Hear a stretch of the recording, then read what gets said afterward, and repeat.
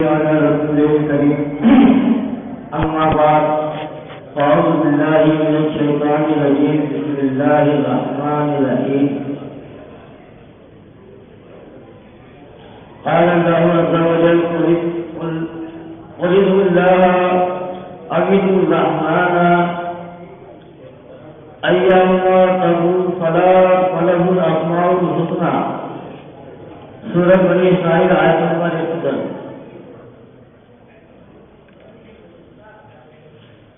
اور مجھے موضوع بھی یہی دیا گیا ہے کہ اللہ کے صفات کے معاملے میں مجھے موضوع دیا گیا ہے صفات کا شیخ. تو دیکھیں اللہ تبارک و تعالیٰ کا جو ذاتی اسم ہے وہ ہے اللہ، اور باقی اس کے صفاتی نام ہے. قرآن میں اللہ نے جگہ جگہ اپنے اسم اللہ کے ساتھ اپنی صفت کا بھی ذکر کیا ہے. لا الہ الا هو الرحمن الرحیم. دیکھیں یہاں اللہ کے ساتھ اللہ کی صفاتی نام بھی آیا ہے کہ وہ اکیلا الہ ہے اور اس کے علاوہ کوئی رحمان الرحیم نہیں. صفت وصف سے یعنی اللہ تبارک و تعالیٰ کی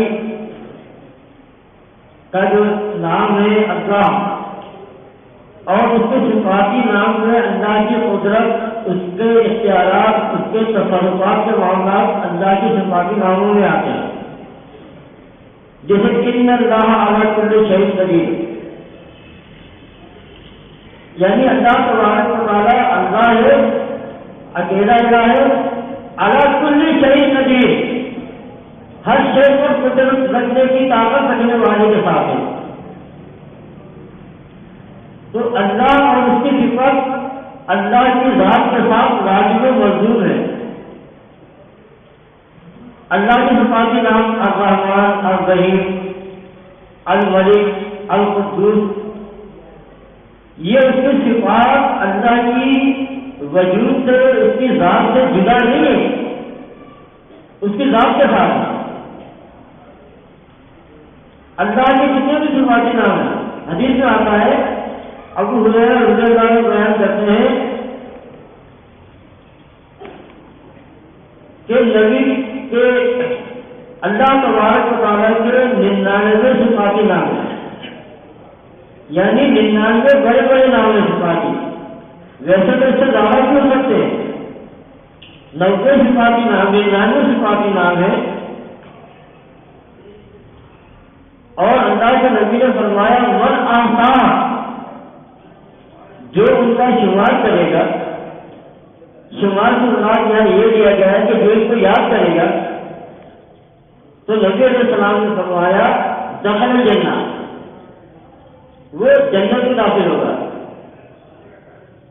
دوسری بات یہ ہے کہ جب بھی اللہ کو پکارا جائے تو اللہ کے اسم کے ساتھ اس کے صفاتی نام کے لیے دینے چاہیے.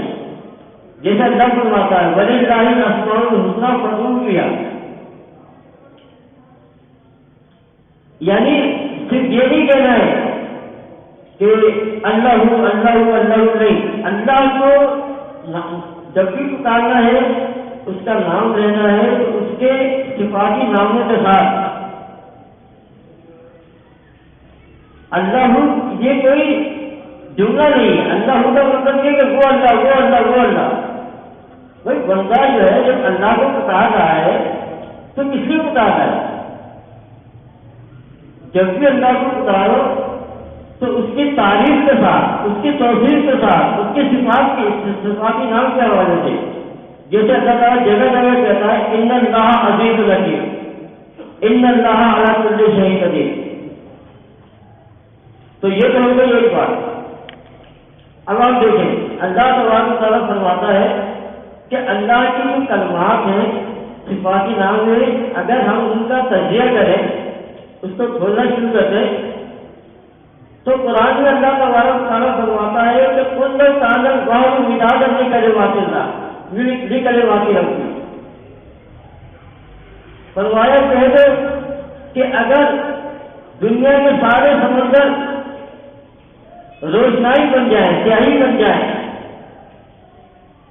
لکلمات ربی میرے رب کے کلمات لکھنے کے لیے، لنفذ البحر قبل ان تنفذ کلمات ربی، کب اس سے کہ میرے رب کے کلمات ختم ہو، کلمات ربی ولو دینا بمثلہ مددا، اگرچہ اتنے ہی سمندر جو دنیا میں پائے جاتے ہیں اور پیدا ہو جائیں، اللہ کی تعریف کے کلمات ختم نہیں ہوں گے۔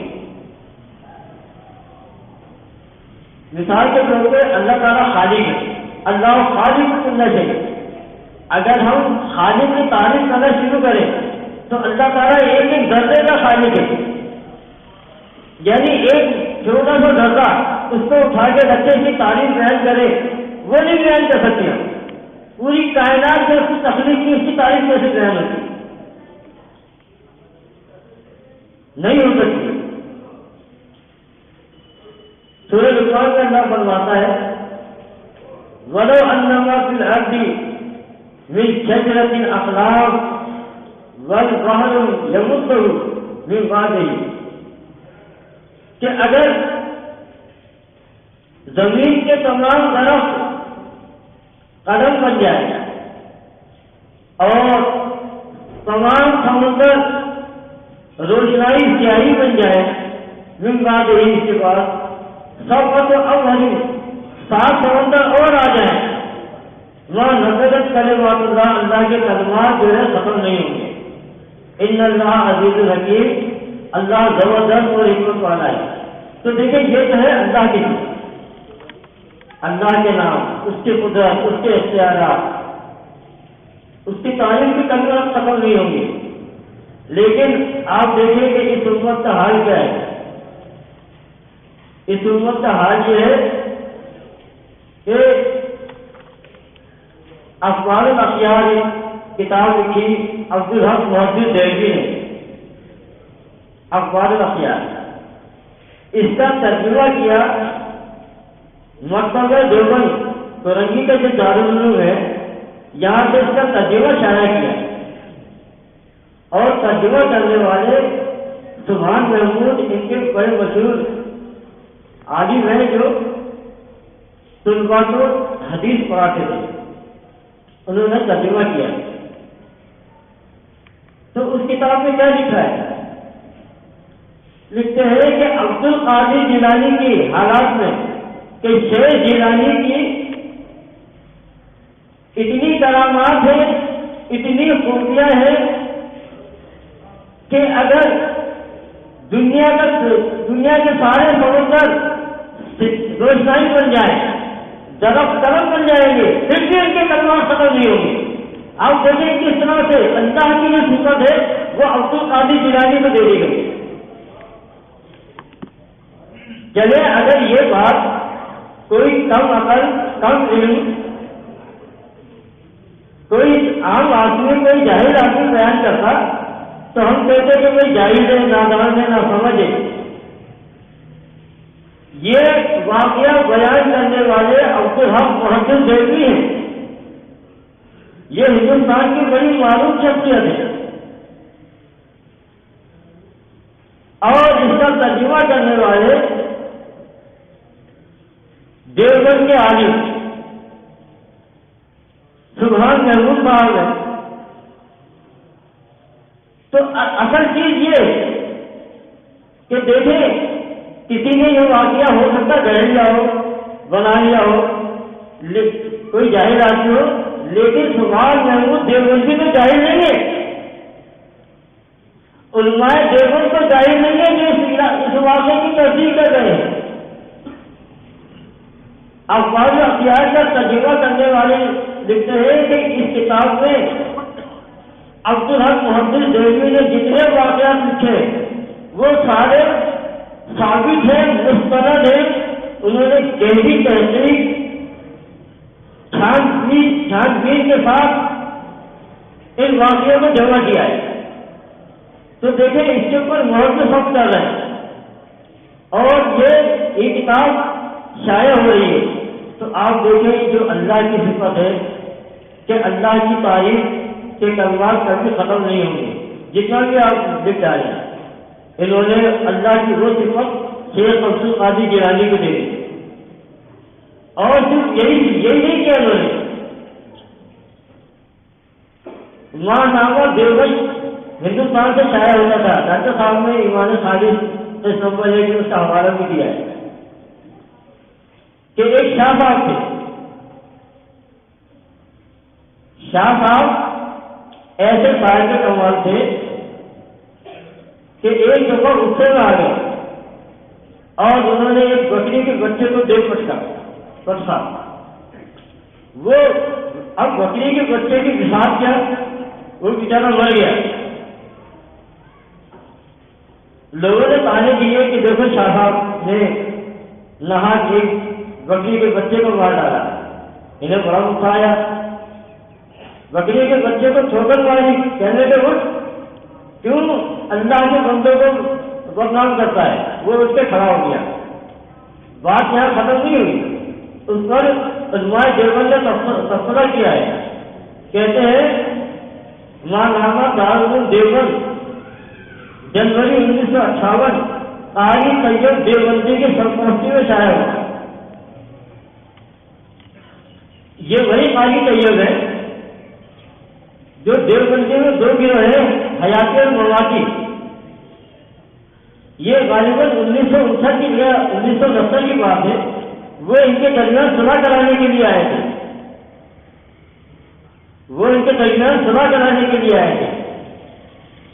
اور اس نے ایسی صلح کرائی کہ یہ جو مواتی گروپ تھا اشاعتیوں کا، انہوں نے اس بات کو تسلیم کر لیا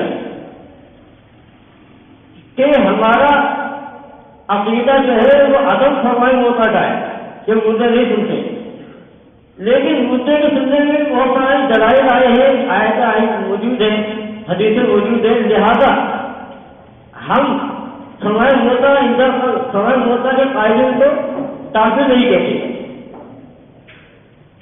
تو وہ آیا اور دونوں کے اندر یہ صلح کرا کے چلا گیا۔ یہ وہی قاری طیب ہے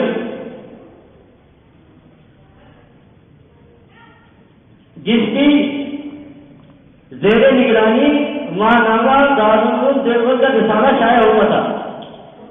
اس میں شاہ صاحب کی بکری کے بچے کو زندہ کرنے کے کو تبصرہ کرتے ہوئے لکھتے ہیں کہ سرکے نے لکھا ہے کہ مردان حق ریاست و مجاہدہ سے ایسی قوتیں وہ ملاقات حاصل کر لیتے ہیں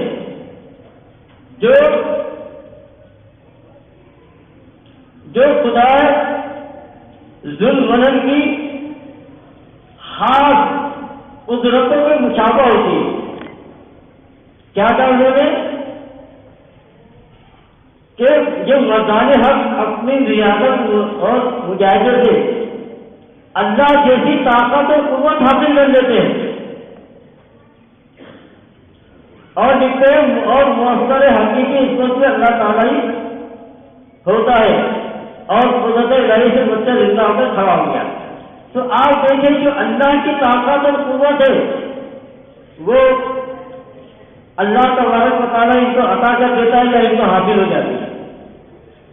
تو آپ دیکھیں دنیا میں صرف سب سے زیادہ صفات کے مسئلے پر ہوتا ہے کہ اللہ تعالیٰ نے انہیں اپنی صفت عطا کر دی ہے یا اللہ کی صفت ان کے اوپر ظاہر ہوتی ہے۔ پورے وقت دنیا کے اندر جتنے فرقے ہیں زیادہ تر وہ اس کے اندر مبتلا ہے کہ ہمارے بزرگوں کو بھی اللہ جیسی قدرت طاقت حاصل ہے۔ حکایات اولیاء اشرف علی تھانوی نے یہ کتاب مرتب کی، اس میں انہوں نے جو ہندوستان میں خاص طور پہ بڑے بڑے اہل علم گزرے ہیں ان کے حالات جمع کیے، تو اس میں ایک واقعہ لکھتے ہیں۔ واقعہ یہ لکھا ہے کہ مدرسے دیوبند کے اندر جھگڑا چل رہا تھا مولویوں میں، کچھ پیسے کے معاملات تھے، طلاقات تھے، اس کو جھگڑا چل رہا تھا، وہ جھگڑا شدت اختیار کر گیا۔ تو شاہ رشید الدین وہ کہتے ہیں کہ ایک دن میں نے دیکھا کہ مولانا قاسم نانوتوی جو مر چکے تھے، مرنے کے بعد زندہ ہو کر مدرسے دیوبند تشریف لے آئے۔ شاہ رشید الدین سے کہنے لگے کہ تم محمود حسن کو سمجھاؤ، وہ ان جھگڑوں میں نہ پڑے، اور یہ کہہ کر غائب ہو گئے۔ اس کے اوپر اشرف علی تھانوی نے حاشیہ لکھا ہے۔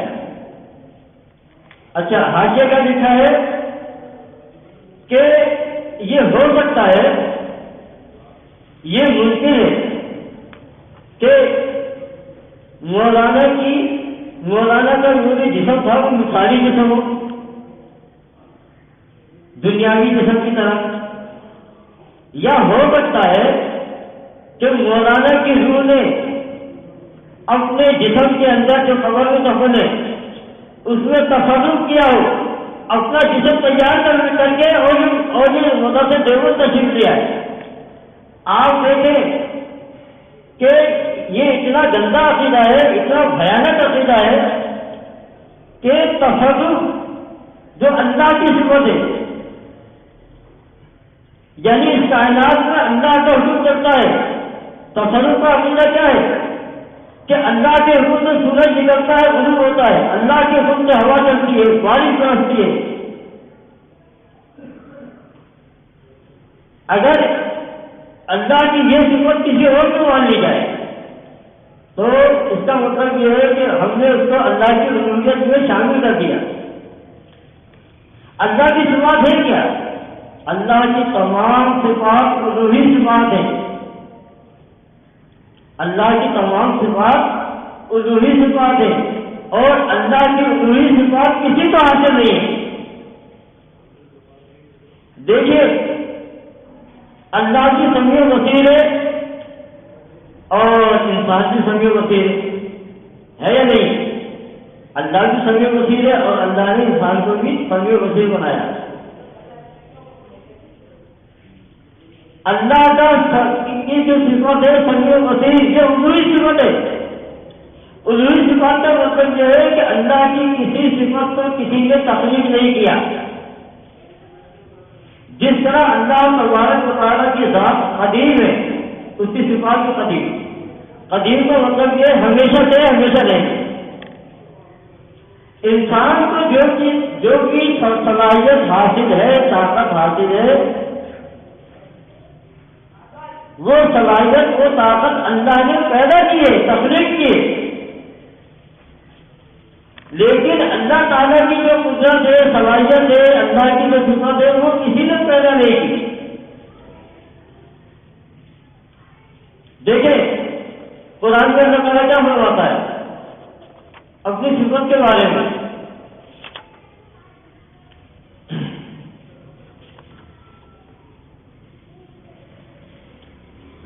اللہ تبارک و تعالیٰ فرماتا ہے انسان کو جو اللہ نے سننے کی صلاحیت دی ہے، اللہ تعالیٰ فرماتا ہے جعل السمع والابصار، اللہ نے انسان کو جو سننے دیکھنے کی صلاحیت دی ہے اس کو پیدا کیا ہے، بنایا ہے۔ اب دیکھیں اللہ کی صفت کیا ہے؟ اللہ لا الہ الا هو الحی القیوم، کہ اللہ وہ ہے جس کے سوا کوئی الہ نہیں، وہ اکیلا الہ ہے، جس تمام صفات الوہی صفات ہیں۔ کیا ہے؟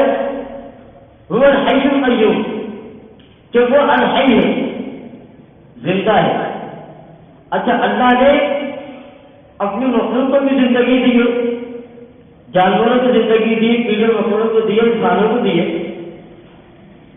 تو ہماری تو اللہ کی جو حیات ہے یہ صفت قدیم ہے، ہمیشہ سے اللہ کے ساتھ ہے۔ ہماری جو زندگی اور موت ہے اس کے لیے اللہ کیا کہتا ہے؟ خلق الموت والحیات، لِيَبْلُوَكُمْ أَيُّكُمْ أَحْسَنُ عَمَلًا۔ اللہ فرماتا ہے کہ اے انسانوں، تمہاری زندگی موت ہم نے پیدا کی ہے، لیکن اللہ کی الہیت نہ اللہ کو کسی نے پیدا کیا نہ اس کی صفات کو، لم یلد ولم یولد، لیس کمثلہ شیء۔ تو جب ہم یہ کہتے ہیں کہ لا الہ الا اللہ، کہتے ہیں لا الہ الا اللہ، کیا مطلب ہے؟ کہ اللہ اکیلا الہ ہے، اپنی تمام قوت، طاقت، قدرت، اختیارات، اپنی کبریائی کے ساتھ وہ اکیلا الہ ہے۔ یعنی اللہ تعالیٰ کی تمام صفات کو جمع کیا جائے تو الہ بنتا ہے۔ اب اگر اللہ کی صفات کسی اور کو دے دی جائے تو پھر اللہ تعالیٰ کے ساتھ کی الوہیت میں وہ شریک ہو گیا، اللہ کی الوہیت میں وہ شریک ہو گیا۔ جیسے محمد حنیف نے کہا، ابھی آپ نے دیوبند کا پڑھا کہ دیوبند کہتے ہیں کہ مکان حق ہوتے ہیں جو ریاضت اور کے ذریعے سے ایسی طاقت حاصل کر لیتے ہیں جو اللہ کی طاقت جیسی طاقت ہوتی ہے، مشابہ ہوتی ہے۔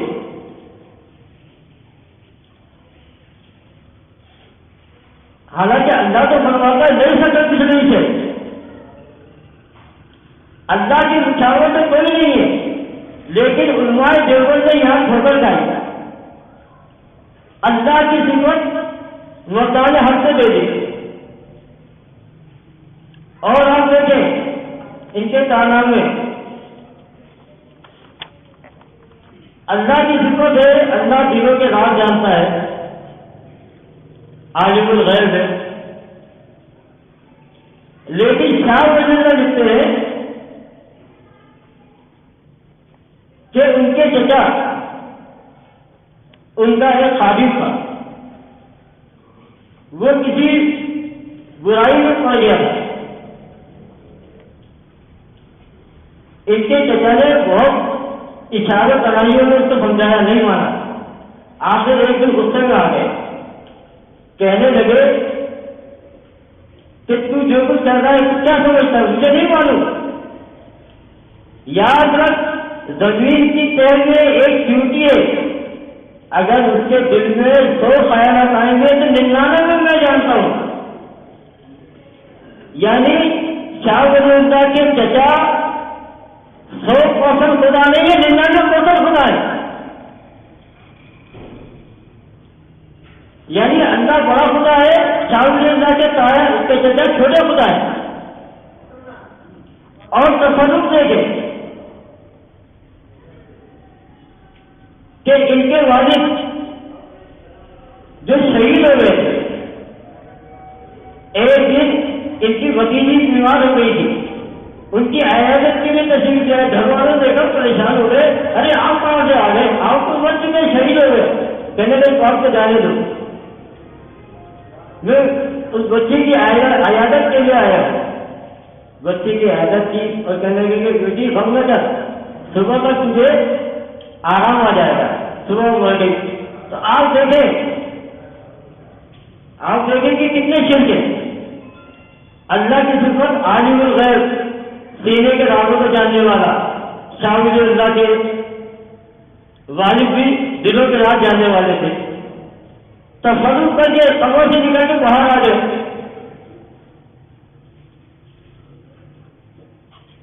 زیارت کرنے کے لیے، عیادت کرنے کے لیے، اور اسے موت کی بھی خبر دے گئے۔ تو آپ دیکھیں کہ معمولی لوگ ہیں، یہ جتنے مسلک خاص طور پر ہندوستان پاکستان میں نظر آتے ہیں، یہ سارے میڈ ان ہندوستان ہیں، بلکہ ان کے لیے جواب فراہم کیا ہے اربوں نے۔ جب اربوں نے حیات سے قبر کا عقیدہ بنایا تو اس کے بعد پھر ان سارے ملکوں میں الوہی صفت شامل کر دی، داخل کر دی۔ تو آپ دیکھیں گے شاہ ولی اللہ، یعنی ہندوستان پاکستان میں جتنے فرقے ہیں، جتنے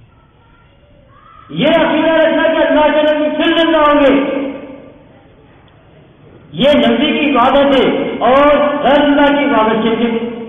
تو دیکھیں ابو بکر نے حیات میں قبر کے عقیدے کو اللہ کی صفت الحی کے مقابلے میں، تاکہ مردے کو زندہ ماننا، قبر کے اندر اس کو الحی بنانا ہے، اور الحی اللہ کی صفت ہے۔ وَمَنْ كَانَ يَعْبُدُ اللَّهَ فَإِنَّ اللَّهَ حَيٌّ لَا يَمُوتُ، الحی تو اللہ ہے جسے موت نہیں۔ تم نے نبی کو الحی بنا کے نبی کو معبود بنا دیا، الہ بنا دیا۔ تو یہ بات ہم نہیں کہہ رہے، امت کا سب سے پہلا جس کا امت کے اندر سب سے بڑا مقام ہے وہ ہے ابو بکر۔ تو ابو بکر رضی اللہ عنہ حیات النبی کے عقیدے کو نبی کی عبادت قرار دے رہے ہیں اور غیر اللہ کی عبادت شرک ہے۔ تو معلوم یہ ہوا کہ دنیا میں جتنے بھی شرک پائے جاتے ہیں اس امت مسلمہ کے اندر خاص طور پر وہ انہیں قبر سے ہے، یہ قبر پرستی اس کی بنیاد ہے۔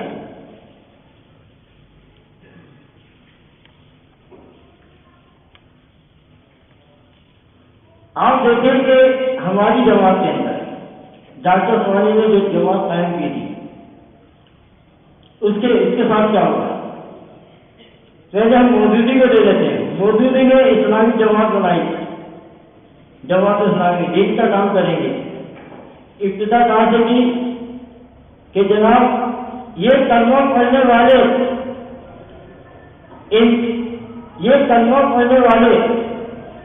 حقیقت میں یہ مسلمان نہیں ہے۔ 99 9% کلمہ پڑھنے والے حقیقی مسلمان نہیں ہیں۔ اس بنیاد پہ انہوں نے جماعت کی بنیاد رکھی تھی کہ لوگوں کی اصلاح ہوگی اسی طریقے سے جس طرح سے پچھلی امتوں کی اصلاح ہوئی ہے، دعوت تبلیغ سے، توحید کی دعوت سے۔ لیکن پھر یہ دعوت چلتی رہی، پھر آخر میں کیا ہوا کہ مودودی صاحب نے یہ عقیدہ بنایا، مودودی صاحب نے یہ عقیدہ اختیار کیا اللہ کی صفات کے شرک کا۔ مودودی کہتا ہے کہ اللہ تعالیٰ نے مخلوق کو پیدا کیا اور مخلوق کے اندر یہ جو اللہ کی صفات ہے الرحیم الرحمان، تو اللہ نے اپنی صفات کے 100 حصے کیے، ایک حصہ دنیا میں بھیجے، 99 حصے اپنے پاس جوڑ لیے۔ تو وہ کہتا ہے کہ اسی ایک صفت کا پاسر ہے، اصل ہے، جس کی وجہ سے مخلوق جو ہے وہ ایک دوسرے پر رحم کرتی ہے۔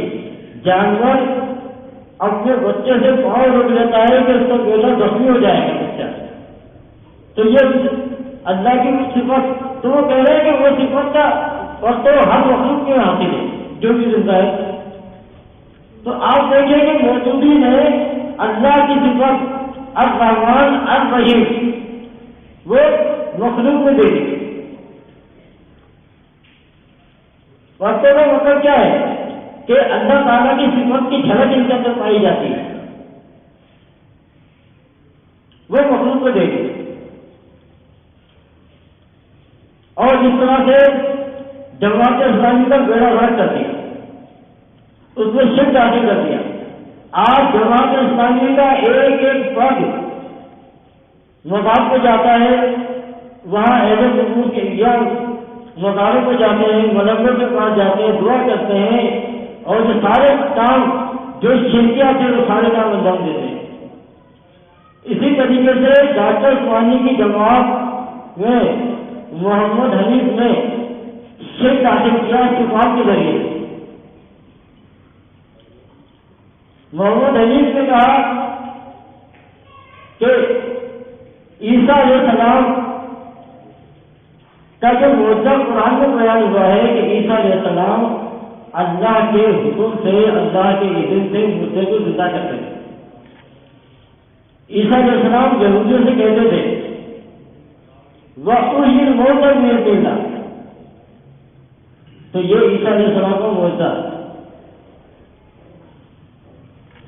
تو حنیف کی دیکھیں، حنیف کی محمد حنیف کی جہالت دیکھیں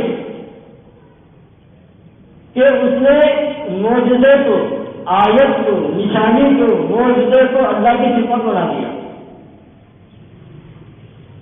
بھائی نشانی، معجزہ، آیت یہ اللہ کی صفت نہیں ہے، یہ تو اللہ نے معجزے کو بنایا ہے، پیدا کیا ہے۔ اللہ تعالیٰ فرماتا ہے اللہ کی ساری مخلوقات کے اندر اللہ کی قدرت کی نشانی موجود ہے، یعنی ہر مخلوق معجزے سے وجود میں آئی ہے۔ اللہ فرماتا ہے اِنَّ فِي خَلْقِ السَّمَاوَاتِ وَالْأَرْضِ وَاخْتِلَافِ اللَّيْلِ وَالنَّهَارِ وَالْفُلْكِ الَّتِي تَجْرِي فِي الْبَحْرِ بِمَا يَنفَعُ النَّاسَ وَأَنزَلَ اللَّهُ مِنَ السَّمَاءِ مَاءً فأحيا به الأرض بعد موتها وبث فيها من كل دابة وتصريف الرياح والسحاب المسخر بين السماوات والأرض إن في ذلك لآيات لقوم يعقلون۔ کہا ان سب کے اندر اللہ کی قدرت کی نشانی ہے۔ آسمان میں اللہ نے پیدا کیا، اللہ کی قدرت کی نشانی ہے، معجزہ ہے، لیکن اللہ کی صفت نہیں ہے۔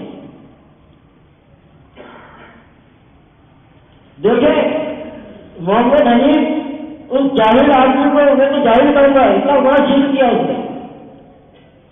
اس جاہل آدمی کو پتہ ہی نہیں ہے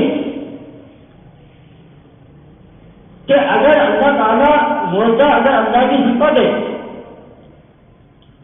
تو پھر تو اللہ نے کتنے انبیاء بھیجے دنیا میں؟ سینکڑوں ہزار انبیاء آئے، کوئی کہتا ہے 1,20,000 آئے، جتنے بھی آئے، ہر نبی کے پاس معجزہ میں معجزہ تھا۔ اگر اللہ کی صفت سارے انبیاء میں تقسیم کی جائے تو اللہ کے پاس کیا بچا؟ وہی معجزہ اگر اللہ کی صفت ہے نعوذ باللہ، تو پھر اللہ کو فرماتا ہے موسیٰ علیہ السلام کو ہم نے 9 معجزے عطا کیے، تو کیا مطلب ہے کہ اللہ نے 9 زبان ادا کر دی؟ عیسیٰ علیہ السلام کو کتنے معجزے دیے تھے؟ تقریباً 12 معجزے۔ اگر آپ شمار کریں اس کا تو کیا اللہ نے 12 صفات عیسیٰ علیہ السلام کو عطا کر دی؟ نہیں جناب، اللہ تعالیٰ معجزہ عطا کرتا، اپنی صفت عطا نہیں کرتا۔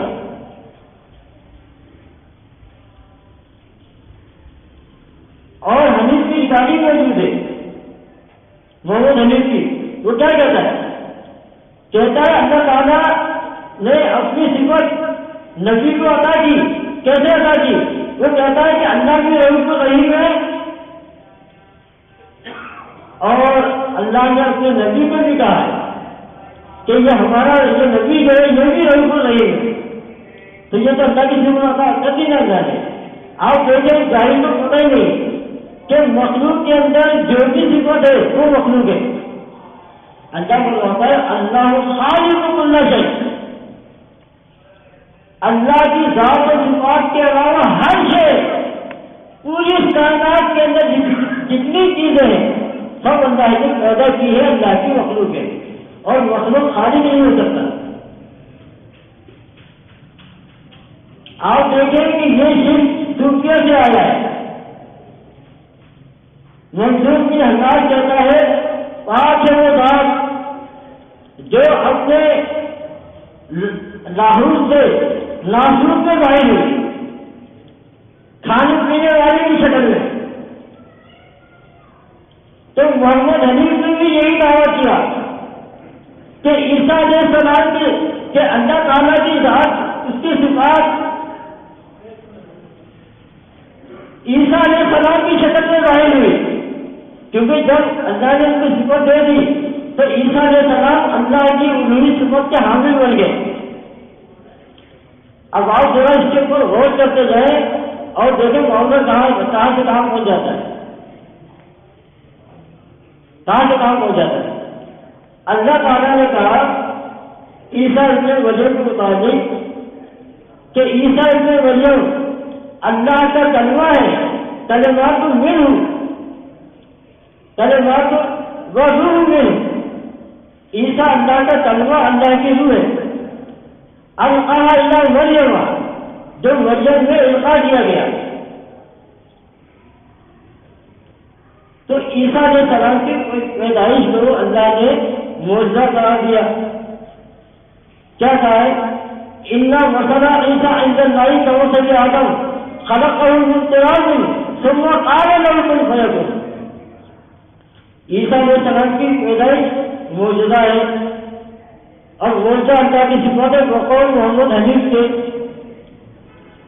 اب وہ القاہ الی مریم، اللہ کے حکم دیا ہو جا، اور عیسیٰ علیہ السلام بیوی مریم کے پیٹ میں ان کا حمل ٹھہر گیا، ہو گیا۔ اللہ کی صفت بیوی مریم کے اندر آئی، پھر عیسیٰ علیہ السلام پیدا ہوئے۔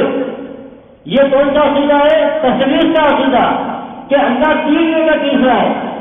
کیسے تیسرا ہے؟ کہ بیوی مریم خدا ہے، ان کے جسم میں، ان کے وجود میں اللہ کی صفت میں پرورش پائی، وہی عیسیٰ اللہ کی صفت میں ہے نا۔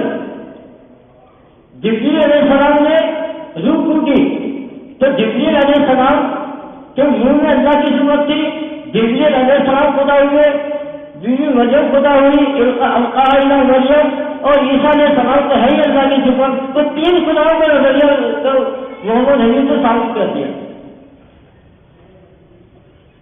یعنی محمد حنیف نے قرآن جس کا رد کرتا ہے کہ وَلَا تَقُولُوا ثَلَاثَةٌ انتهوا خَيْرٌ لَكُمْ، وہی اگر اللہ کی صفت مخلوق میں آ جائے تو مخلوق خدا بن جائے گی۔ عیسیٰ کے اندر آ گئی تو عیسیٰ خدا بن گئے۔ اللہ کہتا ہے لَقَدْ كَفَرَ الَّذِينَ قَالُوا إِنَّ اللَّهَ ثَالِثُ ثَلَاثَةٍ، یعنی وہ کافر ہے جو عیسیٰ کے اندر اللہ کی صفت مانتا ہے، جو بیوی مریم کے اندر اللہ کی صفت مانتا ہے۔ ان اللہ ثالث، لقد کفر الذین قالوا ان اللہ ثالث ثلاثہ، بلا شبہ وہ کافر ہے۔ تو بتائیے اللہ کے اس فیصلے سے کافر ہوا نہیں ہوا محمد حنیف؟ بھائی یہ معمولی بات نہیں ہے۔ ابھی ہوا کیا ہے کہ محمد حنیف نے اطاعت امیر کے نشہ پیدا کرنے والے انجیکشن لگا کے کراچی سے لے کے خیبر تک کے جو اس کی جماعت میں شامل ہے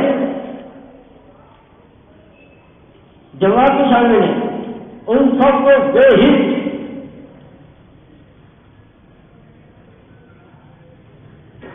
امیر کا پجاری، قرآن کا انکاری، عیسیٰ کو خدا ماننے والا بنا دیا، پوری جماعت کو اس کو مشرک بنا دیا۔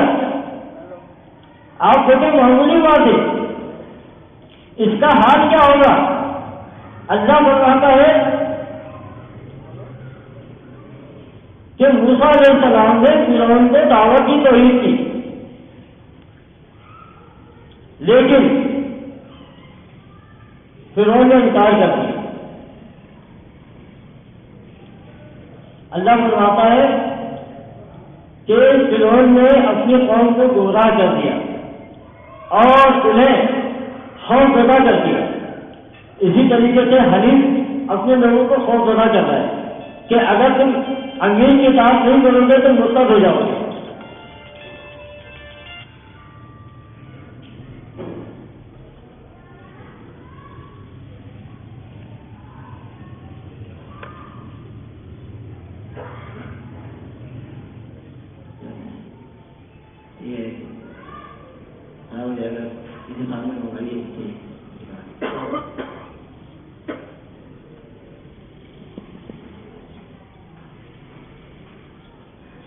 تو حنیف اپنے لوگوں کو بلیک کرتا ہے، اگر میری اطاعت نہیں کرو گے تو تم مرتد ہو جاؤ گے، کافر ہو جاؤ گے۔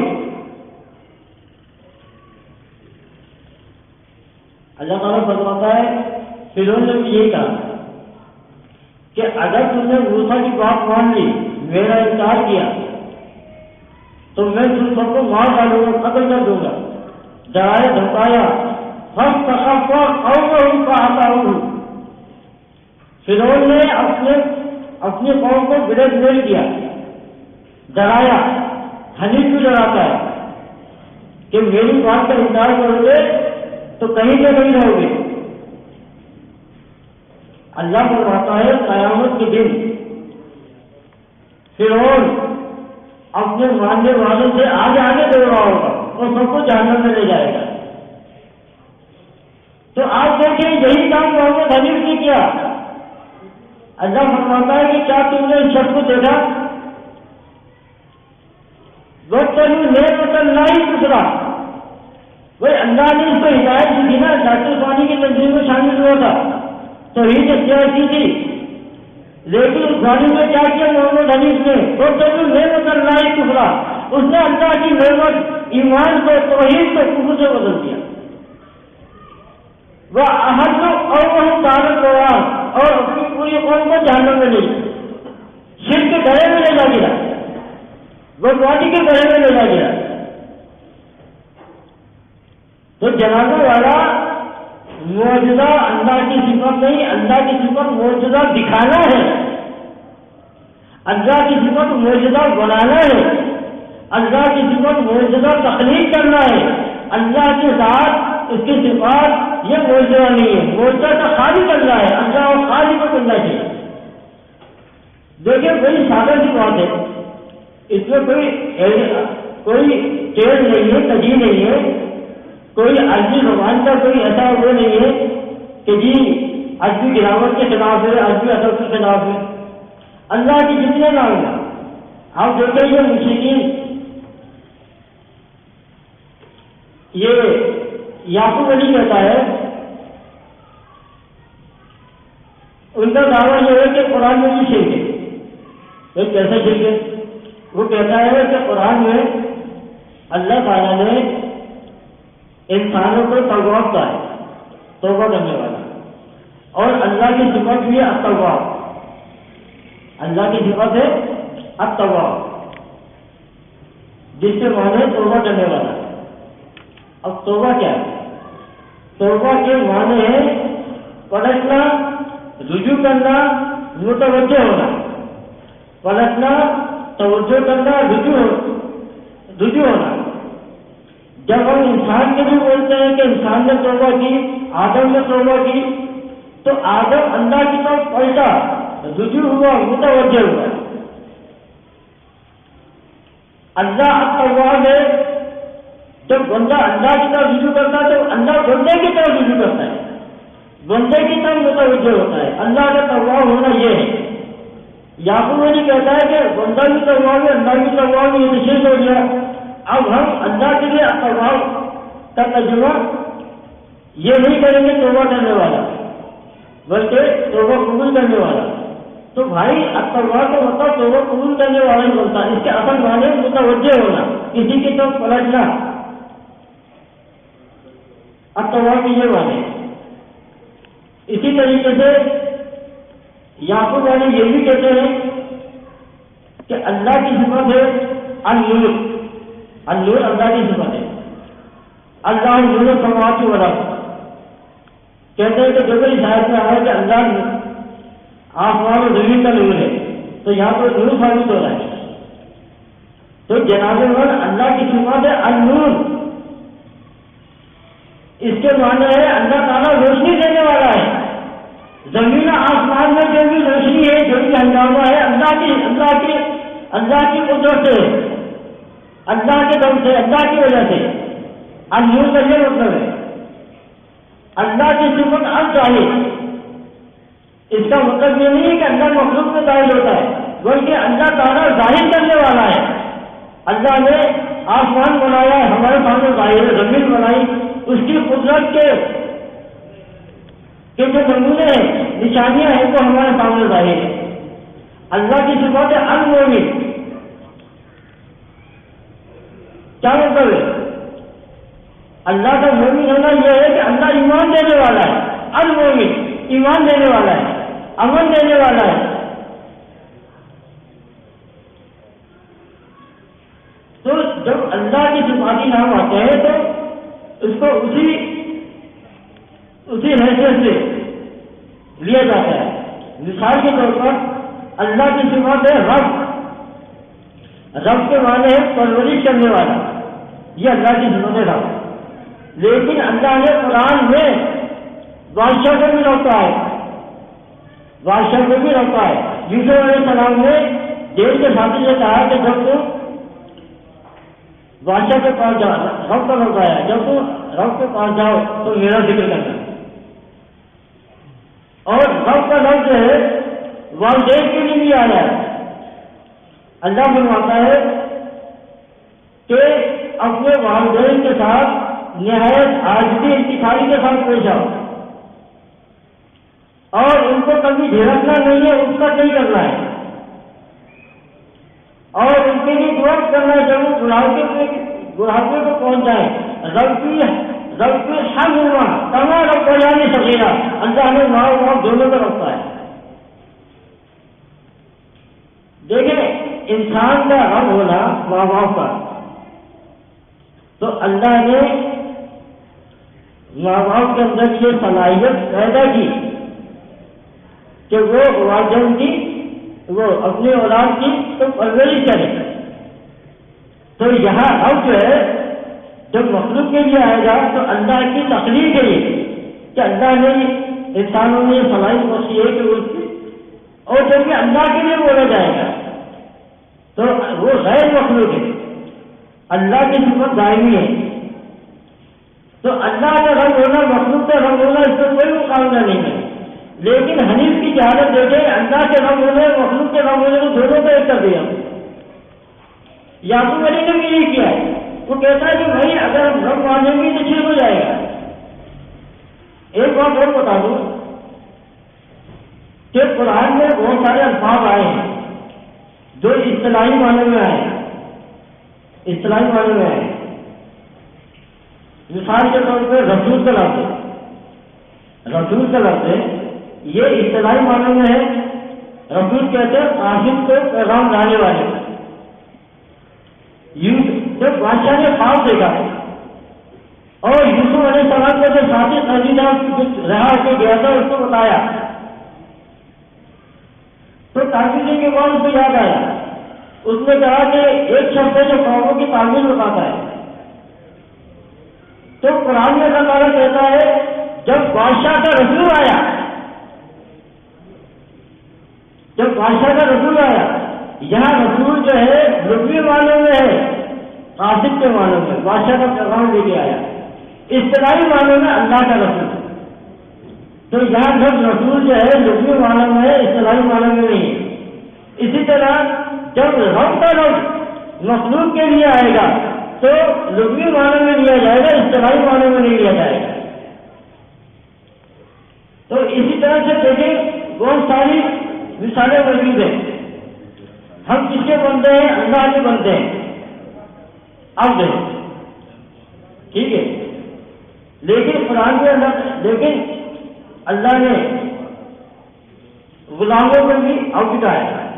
اللہ فرماتا ہے وہ ان کے ایام میں ملتے ہیں، تم میں سے جن کے نکاح نہیں ہوئے اس کے نکاح کر دیا کرو۔ وہ صالحین بعبادکم، اور تمہارے غلام جو نیک لوگ ہیں ان کے لیے کیا ہے؟ عباد لوگ۔ تو یہاں لفظ عباد جو ہے عبد کی جمع، یہ لغوی معنوں میں ہے۔ اصطلاحی معنوں میں ہم اللہ کے بندے ہیں، لغوی معنوں میں ایک غلام اپنے آقا کا بندہ اکبر میں کہا جاتا ہے۔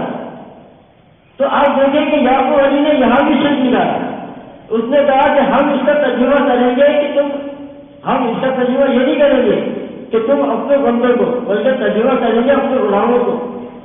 تو وہ کہتا ہے ترجمہ تبدیل کریں گے، کیوں تبدیل کریں گے بھائی؟